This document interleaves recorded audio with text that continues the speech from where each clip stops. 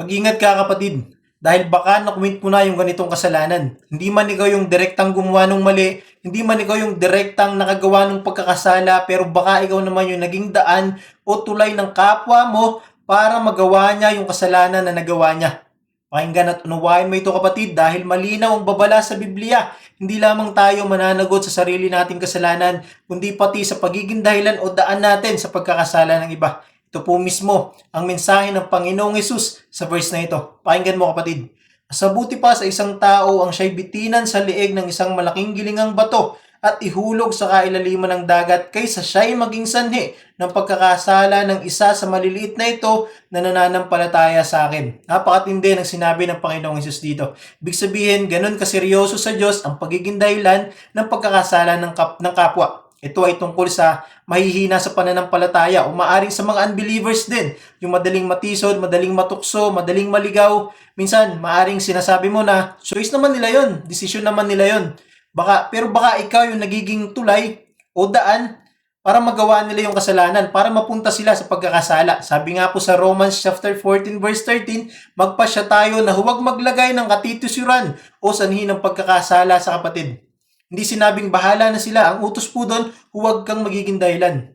Nangyayari ang ganitong sitwasyon, lalo na dito sa social media. Yung mga nagpo-post ng mga mahalay na video, yung mga usong sumasayaw na halos mahubara na, kita na ang lahat sa kanila. Tandaan mo, hindi mo man intensyon, pero nagdadala ka ng tukso at pagkakasala sa isang tao at ikaw din ay nagkakasala. Ganun din po dun sa may mga tindahan na nagtitinda ng mga alak o sigarilyo. Hindi man po kayo naninigarilyo, hindi man kayo uminom ng alak, pero kayo po ang pinanggagalingan ng bisyo. Pagkasing umaaring pagkakasala ng isang tao, kasama ka rin sa kasalanan. Baka sabihin nyo, hindi ko naman kasalanan kung manood sila, hindi ko naman kasalanan kung bumili sila. Pero malinaw po, sa verse 7, ang sabi dito, hindi nga maiiwasan ng pagdating ng tukso, ngunit kakilakilabot ang sasapitin ng taong pinanggagalingan nito. Bilang mga lingkod at kay Kristo Jesus, tinawag tayo hindi lang para umiwas sa kasalanan, kundi ingatan ang kaluluwa ng iba. Sabi nga po sa Philippians chapter 2 verse 4, huwag lamang ang sariling kapakanan ng isipin ninyo, kundi pati ang sa iba. Iyan ang tunay na pag-ibig. Hindi bahala ka sa buhay mo, kundi ayokong maging dahilan ng pagbagsak mo, ayokong maging dahilan ng pagkalugmok mo sa kasalanan.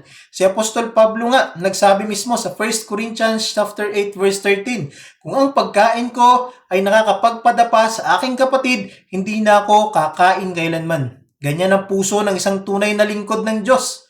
Handa siyang magsakripisyo para hindi makasakit o makapagpadapa o makatisod ng iba o ng kapwa niya, ng kapatid niya.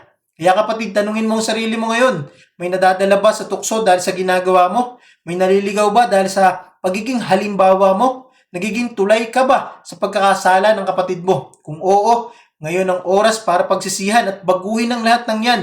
Sabi sa Romans chapter 15 verse 1, tayo na malalakas ay dapat magdala ng kahinaan ng mahina. Kaya ang hamon ko sa iyo ngayon kapatid, maging ilaw, hindi patibong, maging tulay papunta kay Kristo, hindi tulay papunta sa kasalanan. Amen?